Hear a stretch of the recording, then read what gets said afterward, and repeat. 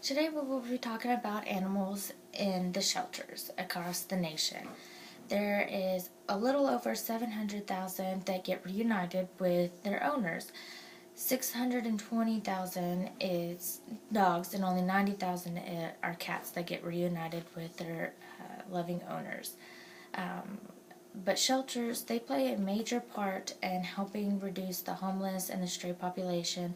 They help get the shots, that updated on the shots, get spayed and neutered, and all the things that they need to do to get healthy so they can be adopted. They're after learning so much about how many homeless animals there are and what goes on in the shelters, especially when they're overpopulated, and all the groups that are out there to help animals find forever homes. I have become more active in rescue programs. There's one that's a Texas Husky Rescue, and they have events all across, and when they're local and close enough, I try to make it out there and help get those dogs get adopted or at least fostered, because whatever anybody can do helps. They've had so many rescues from puppy mills and owner surrenders, and it's a great program. So if you're wanting to adopt or want to get an animal, period, do some research. There are three main things that I want to talk about: how many cats and dogs enter the shelter, how many cats and dogs get euthanized each year, and what you can do to help. So now that you know a little bit of what we're going to be talking about, there are approximately 6.5 million cats and dogs that enter a shelter every year.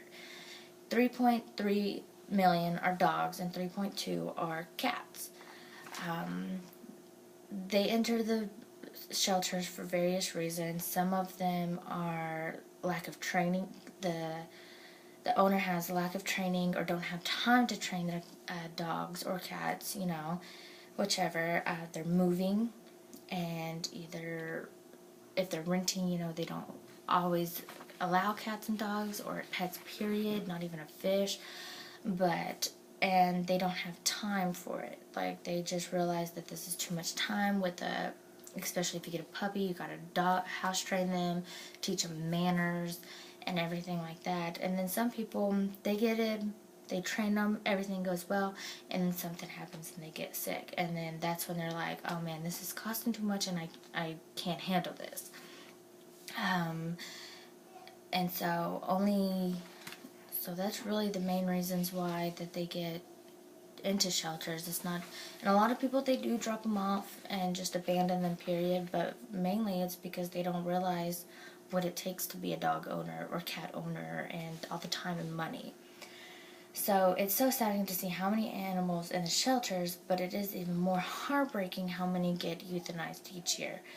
About 1.5 cats and dogs get euthanized every year. So that means that about 230 dogs get euthanized an hour.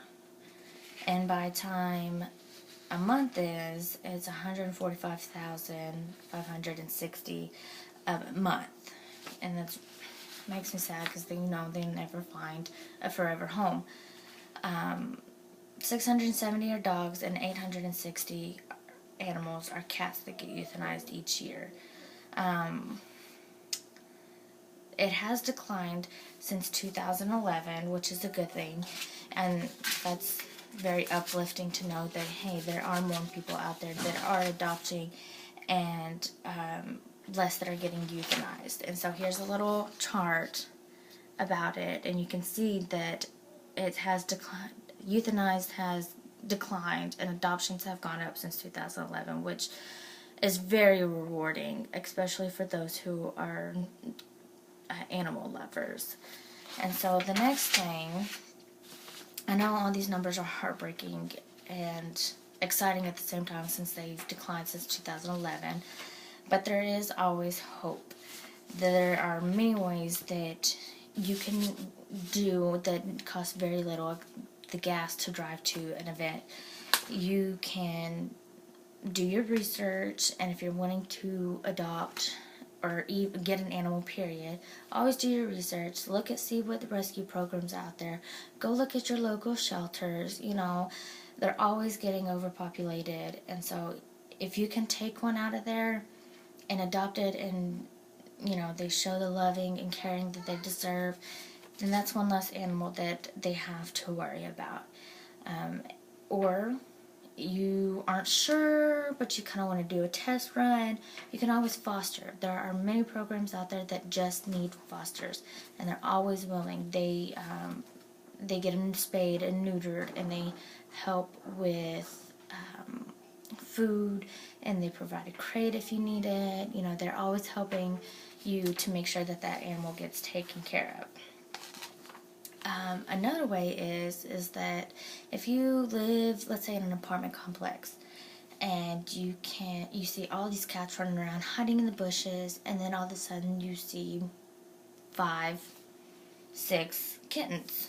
Well, after a year of living there, or however long you want to live in that apartment complex, this is how fast cats populate.